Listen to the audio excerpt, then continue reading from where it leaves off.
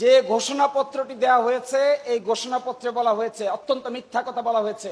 এই মিথ্যা থেকে বাঁচতে হবে, জাতিকেও বাঁচাইতে হবে, সকলকে মিলে বাঁচাইতে হবে। কে শিকিং সেই মিথ্যা কথা? যেহেতু জনগণের দাবি অনুযায়ী এরপর অবৈধ দ্বাদশ জাতীয় সংসদ ভেঙে দেওয়া হয় এবং সংবিধানের 106 অনুচ্ছেদ অনুসারে সুপ্রিম কোর্টের মতামতের আলোকে সাংবিধানিকভাবে ডক্টর মোহাম্মদ ইউনূসের নেতৃত্বে 8 আগস্ট 2024 তারিখে একটি অন্তর্বর্তীকালীন সরকার গঠিত হয়। আমার মতে, আমার বিবেচনায় এই স্টেটমেন্টটা বাংলাদেশের রাজনৈতিক ইতিহাসের সবচাইতে বড় মিথ্যা কথা। It should not be. Dr. Muhammad Yunus cannot, there is no concept of interim government in the constitution. Constitution interim government বলতে কিছু নাই, অন্তর্বর্তীকালীন সরকার বলতে কোনো সরকার নাই। কনস্টিটিউশনের মধ্যে ডক্ট্রিন অফ নেসেসিটি যদি অ্যাপ্লাই করতে হয় তাহলে আগে মার্শাল ল জারি করতে হবে। যদি মার্শাল ল জারি না করা হয় তাহলে ডক্ট্রিন অফ নেসেসিটি অ্যাপ্লাই করা যায় না। তাহলে কি অ্যাপ্লাই করতে হবে? অ্যাপ্লাই করতে হবে সার্বভৌম পাওয়ার অফ জনগণ। কিন্তু আমরা 106-এর ভিত্তিতে যা করা হচ্ছে, আমার মতে আমরা এই গণ অভ্যুত্থানের সঙ্গে একটা প্রকাশ্য প্রতারণার আশ্রয় নিয়েছি। লাস্ট কথা, আমরা একটা খসড়া পেয়েছি, জুলাই সনদের খসড়া দেওয়া হয়েছে গতকালকে। এই খসড়াপত্রে অনেক ভালো ভালো কথা বলা আছে, লাস্টে একটা ছোট্ট কথা বলা আছে, এই কথাটা খুবই আপত্তিকর। এটা বলেই শেষ করে দিচ্ছি, যেহেতু সাবজেক্ট ম্যাটারটা এটা। আমরা এই মর্মে একমত যে জুলাই জাতীয় সনদ 2025-এর যে কোনো প্রস্তাব, সুপারিশ অবিলম্বে বাস্তবায়নযোগ্য বলে বিবেচিত হবে। সেগুলো কোনো প্রকার কালক্ষেপণ না করেই পরবর্তী জাতীয় সংসদ নির্বাচনের আগে সরকার ও অন্যান্য সংশ্লিষ্ট কর্তৃপক্ষ সমূহ সম্পূর্ণরূপে বাস্তবায়ন করবে। অর্থাৎ এখানে প্রপোজাল দেওয়া হচ্ছে সংসদ নির্বাচনের আগে যতটুকু বাস্তবায়ন ততটুকু করা হবে, আর সংসদ নির্বাচনের পরে বাকি অংশ বাস্তবায়ন করা হবে। আপনারা কি এটার সঙ্গে একমত? No. Revolution is an revolution, বিপ্লব ইজ এ বিপ্লব, অভ্যুত্থান ইজ এ অভ্যুত্থান। অভ্যুত্থান নিজেই constitution. Solomon expression of the will of the power is itself is a constitution.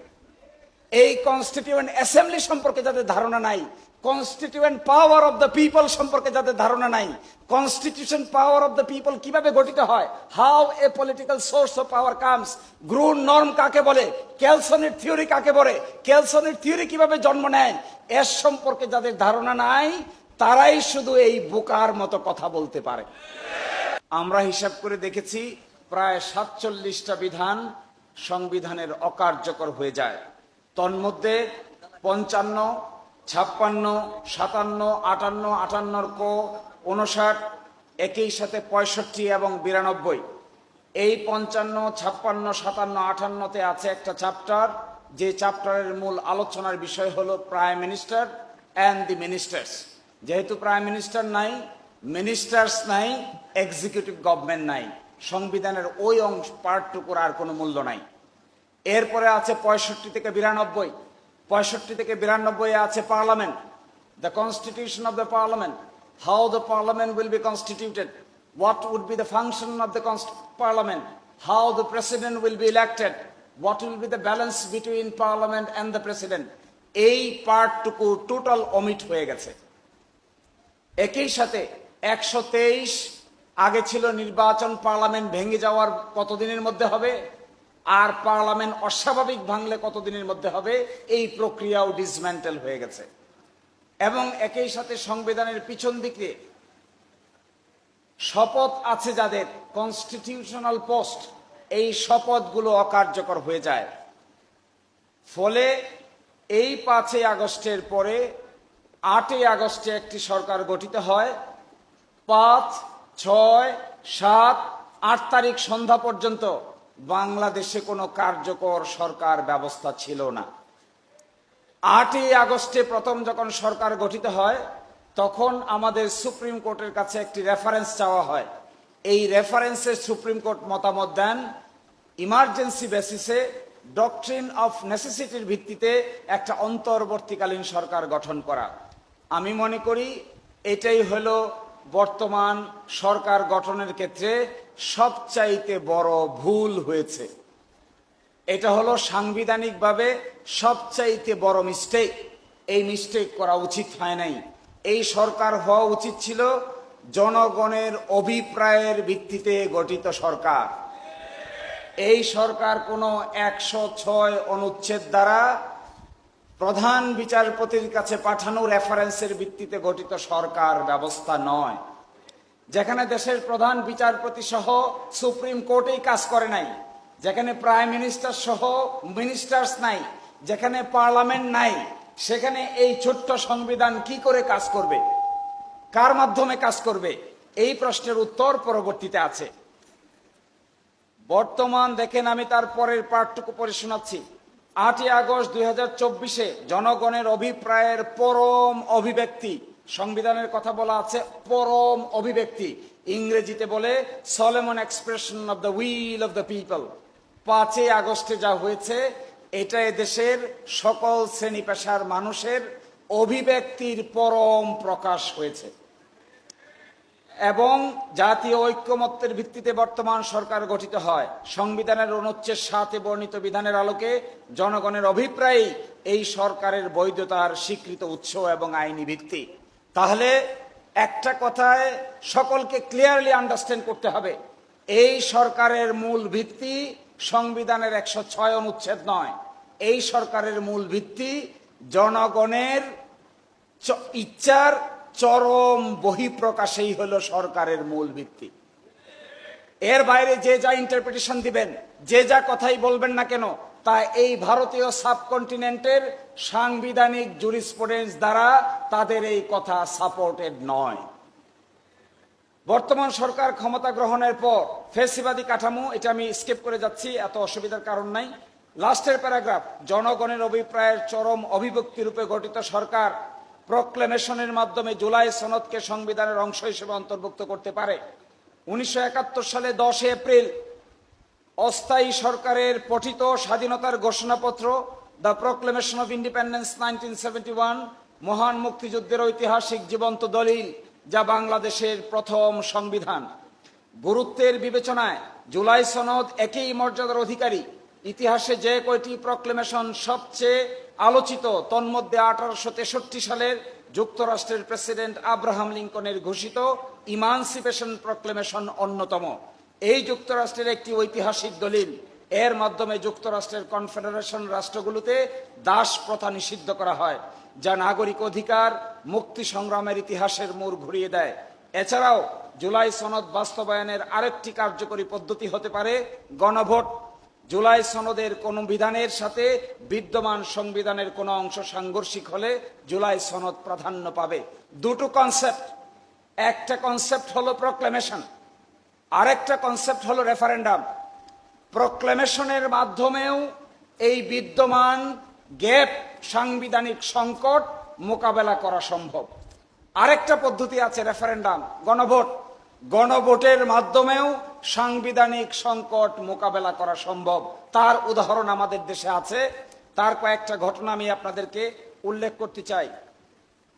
15ই August 1975 সালে শেখ মুজিবকে যখন হত্যা করা হয়, খন্দকার মোস্তাক আহমদ এসে মার্শাল ল জারি করেন। তিনি এসে বলেন, I mister Khondaker Mostaq Ahmad is hereby declaring the martial law proclamation. The constitution will be subservient and subordinate to the constitution.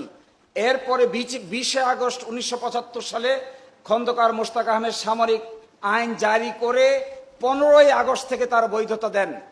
এরপরে 8ই নভেম্বর 1975 রাষ্ট্রপতি বিচারপতি আবু সাদাত মোহাম্মদ সায়েম প্রধান সামরিক আইন প্রশাসক নিযুক্ত হন এবং মেজর জেনারেল জিয়াউর রহমান উপপ্রধান সামরিক আইন প্রশাসক নিযুক্ত হন।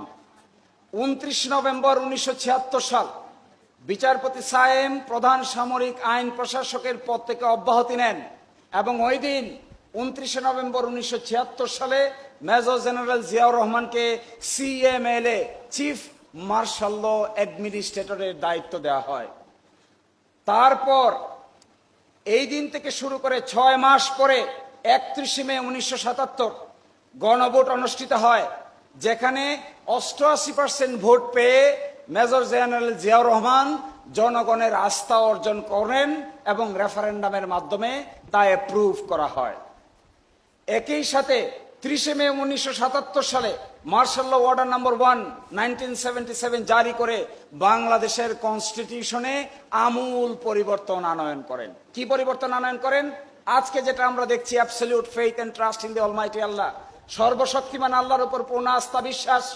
আজকে যে গণতন্ত্রের কথা বলা হচ্ছে, আজকে যে socialism meaning economic and social জাস্টিসের কথা বলা হচ্ছে, তা সবকিছুই করা হয়েছিল 31 মে 1977 সালে সামরিক ফরমান বলে। একই সাথে ইন্টারেস্টিং ফ্যাক্ট দেখেন, 18 জানুয়ারি 1979 সালে সামরিক আইনের অধীনে জাতীয় সংসদ নির্বাচন অনুষ্ঠিত হয়। বিএনপি সংসদে সংখ্যাগরিষ্ঠতা লাভ করে। 6 এপ্রিল 1979 সালে সন্ধ্যা 8টা থেকে সামরিক আইন প্রত্যাহার করা হয়। 7 এপ্রিল 1979 সালে গেজেট প্রকাশের মাধ্যমে সামরিক আইন প্রত্যাহার কার্যকর করা হয়। এরই মাধ্যমে সামরিক আইনের অবসান ঘটে, বাংলাদেশে মাল্টি পার্টি ডেমোক্রেসি এস্টাবলিশ হয়। This is a political historical document before us. Same thing happened during Ershad regime. এরশাদ রিজিমেও একই পদ্ধতি ফলো করে বাংলাদেশের সাংবিধানিকতায় উত্তরণ ঘটানো হয়। এই আলোচনা করেছি আমি আমার প্যারাগ্রাফগুলোর অপর পৃষ্ঠার প্রথম যে বড় প্যারাগ্রাফটা আছে, পুরোটার কেন্দ্রবিন্দু এটা। এরপরে লাস্টের দ্বিতীয় প্যারাগ্রাফ, 30 মে 1981 মেজর জেনারেল জিয়াউর রহমান শাহাদত বরণ করলে বিচারপতি আব্দুস সাত্তার রাষ্ট্রপতির দায়িত্ব অধিষ্ঠিত হন। 1982 সালের 24 মার্চ তৎকালীন সেনাপ্রধান হুসাইন মোহাম্মদ এরশাদ সামরিক অভ্যুত্থানের মাধ্যমে ক্ষমতা দখল করে নিজেকে প্রধান সামরিক আইন প্রশাসক ঘোষণা করেন, চিফ মার্শাল ল অ্যাডমিনিস্ট্রেটর। 1982 সালের 27 মার্চ তিনি সংসদ ভেঙে দিয়ে সংবিধান স্থগিত করেন। আজকে যারা কথা বলছেন যে সংবিধান স্থগিত করা যায় না, সংবিধান অকার্যকর হয় না, তারা তাদের অতীত রাজনৈতিক ইতিহাস সম্পর্কে ভালো জানেন না। 1986 সালে 11 নভেম্বর সামরিক আইন প্রত্যাহার করে আংশিক সাংবিধানিক শাসন বলবৎ করেন। পরবর্তীতে 1988 সালের মার্চ মাসে সংসদীয় নির্বাচনের আয়োজন করলে দেশের সকল বিরোধী দল উক্ত নির্বাচনে অংশগ্রহণ বর্জন করেন। 90 সালের 6 ডিসেম্বর স্বৈরাচারী বিরোধী আন্দোলনের প্রেক্ষিতে জাতীয় ঐক্যমত্যের আলোকে এরশাদ তৎকালীন বিচারপতি শাহাবুদ্দিন আহমদের হাতে ক্ষমতা হস্তান্তর করেন। আরেকটা উদাহরণ, এরশাদ সাহেবের যখন পতন হয় তখন প্রশ্ন আসলো দেশ চলবে কি করে। তখন বাংলাদেশের প্রধান বিচারপতি ছিলেন বিচারপতি শাহাবুদ্দিন আহমেদ। বিচারপতি শাহাবুদ্দিন আহমেদকে কনস্টিটিউশনে না থাকা সত্ত্বেও তাকে প্রধান বিচারপতির পদ থেকে নিয়ে যাওয়া হয়, তাকে দায়িত্ব দেওয়া হয়, তিনি দায়িত্ব পালন করেন। দায়িত্ব পালন করে আবার তিনি বাংলাদেশের প্রধান বিচারপতি হন। প্রধান বিচারপতি হয়ে তারপরে তিনি রিটায়ার করেন। এইটাই বাংলাদেশের সংবিধানে সাংবিধানিকভাবে সংশোধনী আকারে অ্যাপ্রুভ করা হয়েছে। সুতরাং আজকে যারা এই কথা বলছেন যে সাংবিধানিক ভ্যাকুয়াম ফুলফিল করা যাবে না, আমি মনে করি তারা ইচ্ছে করেই অতীত সাংবিধানিক ইতিহাসকে ইচ্ছে করেই অ্যাভয়েড করে যেতে চাচ্ছেন। পূর্বের শাসকগণ সামরিক আইন জারির মাধ্যমে সংবিধানের উল্লেখযোগ্য বিধানাবলী স্থগিত করেছেন। কেউ বলতে পারেন যে আমি হয়তো সামরিক আইনের পক্ষে কথা বলছি। No, I am not in favor of martial law. I am not in favor of military law.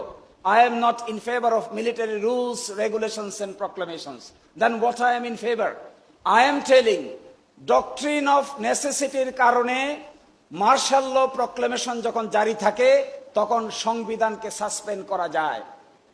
আর যখন গণ অভ্যুত্থান হয়, গণ অভ্যুত্থানের কারণে জনগণের ইচ্ছার বহিঃপ্রকাশের মাধ্যমে যে সরকার গঠিত হয়, সেই সরকার চাইলেই প্রক্লেমেশন কিংবা রেফারেন্ডামের মাধ্যমে সংবিধান স্থগিত করে নতুন সংবিধান জারি করতে পারেন। এই হিসেবে ডক্ট্রিন অফ নেসেসিটির মার্শাল লর চাইতেও গণ অভ্যুত্থানের শক্তি অনেক গুণ বেশি। Martial law is a martial law, কিন্তু জনগণের অভ্যুত্থান ইজ এ জনগণের অভ্যুত্থান। এর কার্যকারিতা ঘটেছিল ফ্রান্সে 6th রিপাবলিকের মাধ্যমে, এর কার্যকারিতা ঘটেছে আমেরিকায়, এর কার্যকারিতার সবচাইতে ভালো উদাহরণ হলো ফ্রান্সে। ফ্রান্সে প্রথম রিপাবলিক, দ্বিতীয় রিপাবলিক, তৃতীয় রিপাবলিক, চতুর্থ, পঞ্চম এবং ষষ্ঠ রিপাবলিক আছে। এই ষষ্ঠ রিপাবলিকের মাধ্যমে গণ অভ্যুত্থানের ভিত্তিতে তারা তাদের নতুন সংবিধান প্রণয়ন করেছিল। আর সময় আমার শেষ হয়ে গেছে, একটা কথা বলেই শেষ করে দিব। যে ঘোষণাপত্রটি দেওয়া হয়েছে, এই ঘোষণাপত্রে বলা হয়েছে অত্যন্ত মিথ্যা কথা বলা হয়েছে। এই মিথ্যা থেকে বাঁচতে হবে, জাতিকেও বাঁচাইতে হবে, সকলকে মিলে বাঁচাইতে হবে। কে শিখিন সেই মিথ্যা কথা?